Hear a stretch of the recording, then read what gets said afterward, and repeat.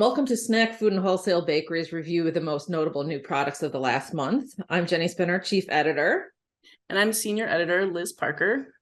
And this new product spotlight includes what we think are the most notable launches from February 2023. And this isn't necessarily items we would buy or items that we tried and liked, but ones that we found innovative, unusual, or aligned with current trends. Liz, why don't you start us off?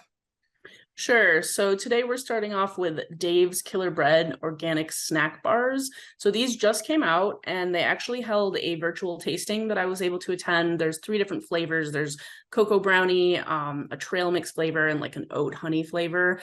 And what's notable about this, if you know the brand, obviously the name is Dave's Killer Bread. So you wouldn't be thinking that they'd be making snack bars, but they're kind of expanding to that category. They're also organic. They have a lot of whole grains in them, things like that. Yeah, I have tried them, and they've got a good nutrition profile. People that are going for organic snack bars might be interested in low sugar, a bit of fiber content, and it has that. It'll be interesting to see if people that are familiar with the bread brand slide over to this other section of the store to try their other new product. Yep, for sure. And my first product is Kettle brand air fried potato chips. Now, Kettle brand has been around a bit.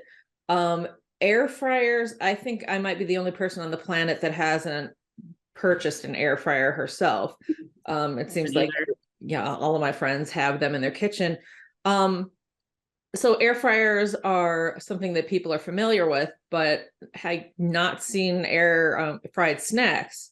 I think the one thing that I've seen, the one CPG that I've seen with air fried on the label is Tyson has some chicken tenders that have been air fried before freezing. So there's that. But Kettle brand is a brand that we know and love, and they are, well, some people love them, some people may not. They have a very distinct crunchy texture. Crunchier being kettle cooked than a lot of other more thinner cut potato chips. And having tried these, I can say that the air fried maybe a little bit different, but the crunch is still very much there. So consumers that find these in Whole Foods, and now it's I'm in the Chicago area. I've seen them in Jewel. I believe I've seen them in Target, but my memory might be failing me.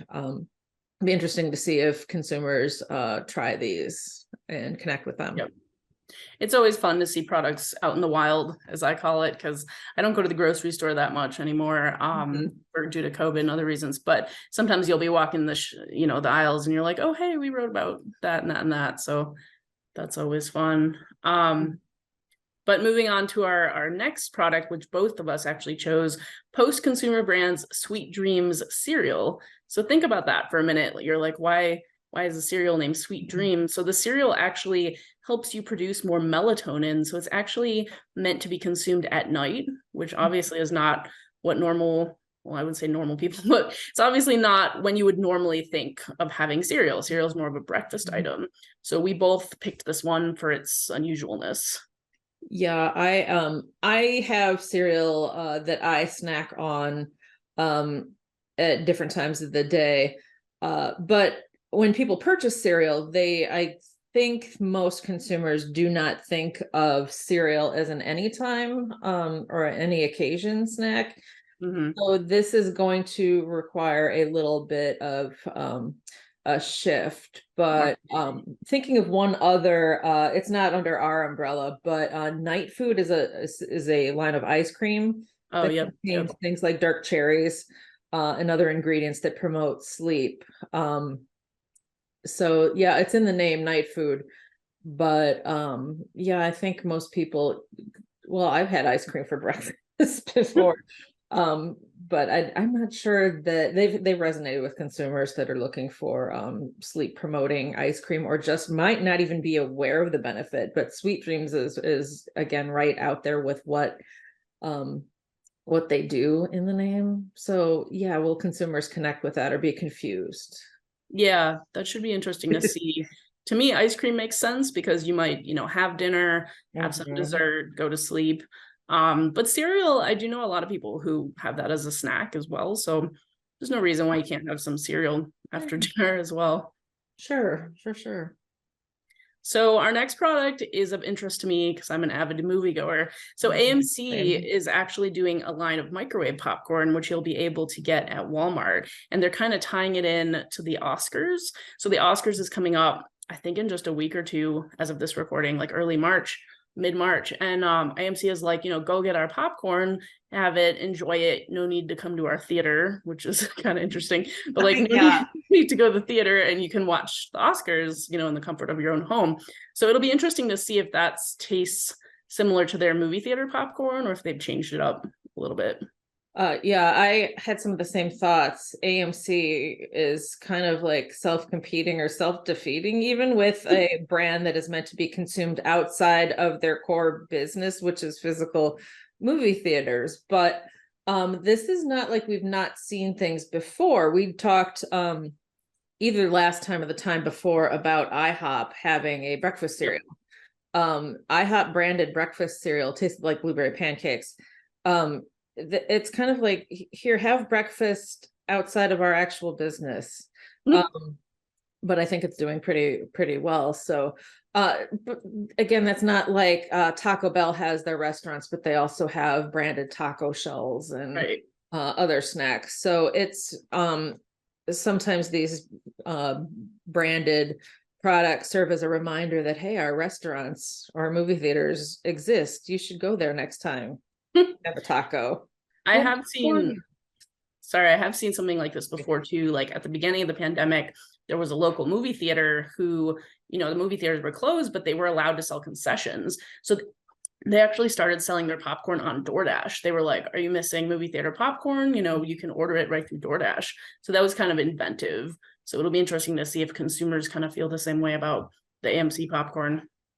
That's funny you should mention that. The new 400 up here in the far north suburb, or excuse me, the far north neighborhood of Rogers Park, Chicago, they did the same thing, and it was kind of nice. It reminded me of what I was missing in the heavily buttered movie popcorn. And once the movie opened, I had warm fuzzy feelings about them. So I went to go see Fast and Furious 9. It's not great, but the popcorn was. The next thing that I wanted to talk about is Better Brand has come out with a line of low carb bagels that they call Better Bagel. It's interesting because we've had discussions about low carb baking technology advancing, and I'm going to give a bit of review. I was not expecting much, even though this particular company and product have gotten a lot of attention from retailers and investors like Daniel Lebetsky, who's best known as being the founder of the Kind Bar. I was a little skeptical, and then I tried them, and it's very low carb, high in fiber, and I've had bagels, packaged bagels that were not as good as this, even though they were conventional, gluten, carby bagels. So there's a bit of a price premium, as there is with low carb products sometimes, but I think this could gain a following, especially people who've been told to cut carbs, but they still love their bagels. Yeah, that could be interesting. I haven't tried them yet. I did see our write-up on the site, but I'll have to start looking for those in the stores. Indeed. And on the complete opposite side, if you're looking for some carbs, Farm Rich has 3 new products. And what's interesting, they're all interesting, but I'll tell you about them. One of them is a toasted ravioli product. So definitely still has, lots of grains, etc. But the other one is a pizza crunchers product. So it's almost like a pizza wrapped up, kind of like a pizza roll, but it looks a little different to me. But the one that was most interesting to me, they're doing plant-based mozzarella cheese sticks. So they're very well known for their frozen appetizers, including the cheese sticks. But I believe this is their first foray into plant-based, meaning if you're lactose intolerant, you can try these cheese sticks. And I'm pretty curious how they taste because I have yet to find like a good dairy-free cheese that I like. Aldi actually had some plant-based cheese sticks I tried, and the breading was actually really good, but I wasn't like a huge fan of the inside, because to me, a lot of plant-based cheeses taste very, what's the word I'm looking for? Like, obviously it's not going to taste like dairy cheese, I get that, but the mouthfeel to me is just a little different. Yeah, there's some plant-based cheeses and cheese vegan products that I like, but there's cheese, we expect a lot of cheese, especially in things like mozzarella sticks, because it's not just the taste, the mouthfeel, it also, like, you expect to break apart a mozzarella stick and have it, just like, ooh, I'm getting hungry just thinking about a decent mozzarella stick. So I have yet to encounter plant-based cheese that consistently melts and stretches and gets that stringy thing that you look for in pizza and stuff. So I'm interested in trying this because I kind of want to see how it tastes and how it stretches, and yeah, okay. Another product that I thought was interesting, although I am far outside their target market, Good to Grow is a brand that if you're a parent of small children or you have any small kids in your life, you've probably seen these little kid drinks that the bottle is conventional, but the top is a branded character. Lots of Disney. I think I've seen Paw Patrol. And the package is the star of the show. The juice inside is, kid-friendly juice, but the branded stuff.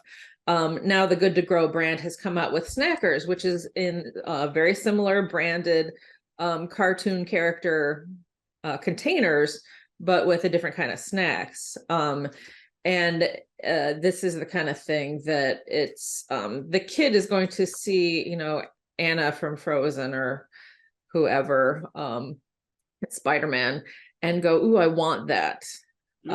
And so it'll be interesting to see if this is the kind of thing that resonates with the younger consumers, and the the parents with the money who get whined at to buy these things.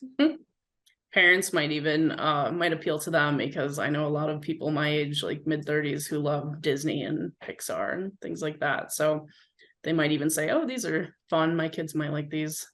So our next product, speaking of vegan products, Morningstar has teamed up with Pringles to release chicken fries, and that's spelled CHIK''N. So if you've ever had a Morningstar product, and I'll admit I lived off their veggie burgers in college because they were tasty and really easy to make.